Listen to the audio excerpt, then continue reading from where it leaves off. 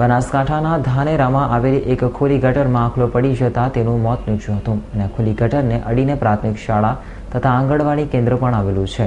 જો કે આ ખુલ્લી ગટરમાં કોઈક બાળક પડી જાય તો તેના માટે જવાબદાર કોણ? તો બીજી તરફ આ ઘટનાને લઈને પાલિકાના કર્મચારીઓ લાજવાને બદલે ગાજી રહ્યા છે અને કહે છે કે ગટરમાં પડે તો મરે। બનાસકાંઠાના ધાનેરાના નવા બસ સ્ટેન્ડ પાસે લાધાપુરા પ્રાથમિક શાળા અને આંગણવાડી કેન્દ્ર આવેલું છે, જ્યાં મોટી સંખ્યામાં બાળકો અવરજવર કરે છે અને બંનેની વચ્ચેથી એક ગટર પસાર થાય છે અને તે પણ ખુલ્લી ગટરમાં આજે વહેલી સવારે એક આખલો પડી જતા આખલાનું મોત નીપજ્યું હતું, જેથી લોકો જે કહી રહ્યા છે કે ધાનેરા પાલિકાએ આ ગટરનો કેફ નિકાલ લાવવો પડે, નહીંતર આ ખુલ્લી ગટરમાં કોઈ બાળક પડી જાય તો તેના માટે જવાબદાર કોણ? તો બીજી તરફ આ ઘટનાની જાણ ધાનેરા નગરપાલિકાને કરાતા પાલિકાના કર્મચારી દોડી આવ્યા હતા અને લજવાને બદલે ગજવા માંડ્યા હતા અને કહી રહ્યા છે કે આ ગટરમાં પડે તે મરે।